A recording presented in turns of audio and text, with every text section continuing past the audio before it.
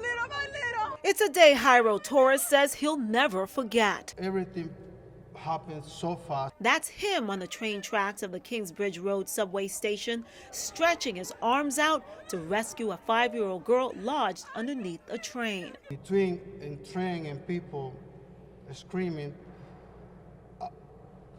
I jumped right away because I know where's the baby. Torres says he saw the girl's father, Fernando Barbuena, leap from the subway platform Monday morning with his daughter in his arms. The 45-year-old was killed instantly by the oncoming train. Miraculously, the 5-year-old fell into a crawl space on the tracks that saved her life.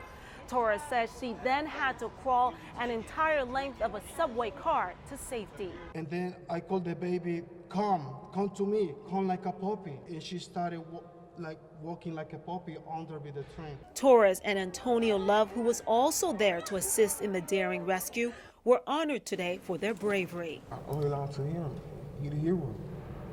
I was just there to accomplish him, to help him out. Bronx Borough President Ruben Diaz Jr. says the men are examples to all New Yorkers. Courage, again, is the ability or the act of doing something under pain and grief. And that something cannot be, my fellow New Yorkers, simply pulling out your cell phone. The 5-year-old, who suffered some scrapes and bruises, is now safe at home with her family. As for these two Good Samaritans, they say they don't consider themselves heroes, just plain hardworking New Yorkers who are at the right place at the right time. In Concourse Village, Carmen Grant, News 12.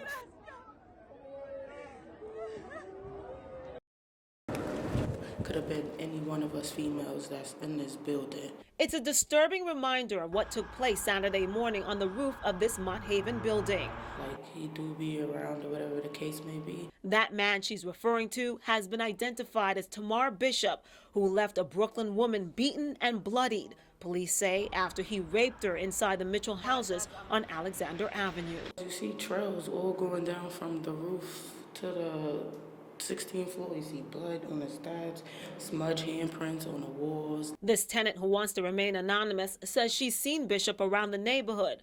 Police say he took the Brooklynite to the top floor of the building and, after sexually assaulting her, punched and kicked her several times until she lost consciousness. Authorities say the 20-year-old Brooklyn woman was left with a fractured nose, numerous lacerations, and missing teeth. Tenants tell me that this is the main problem, that the roof of this building is not secure. You can see we were able to make it up here with no problems, with no alarms sounding. Police say this is where the vicious rape took place. It's not secure at all. Anybody could go up there. I mean, people was going up there for years, doing drugs, having sex. We reached out to the city's Department of Housing for a response, NYCHA referring our inquiries to the police department, telling us that the case is under investigation.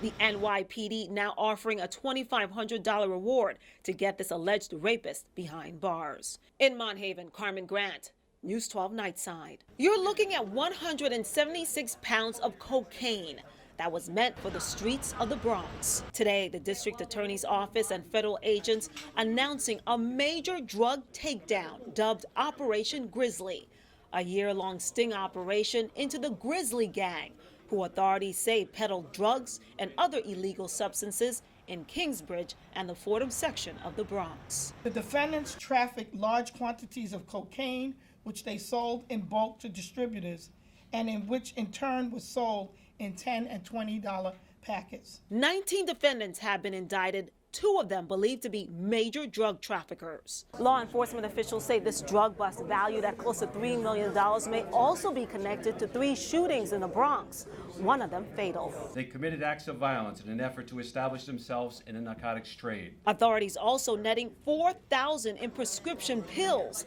that included Xanax and ecstasy. Officials say 2 of the defendants tried to funnel pills into the city from Brussels, which was intercepted by European authorities. HSI Attaché office in Belgium played a significant role in intercepting these packages before they hit the streets of the Bronx. Altogether, the defendants are charged with a total of 227 drug counts listed in 3 separate indictments. If convicted, they face anywhere from 15 years to life in prison. Carmen Grant, News 12.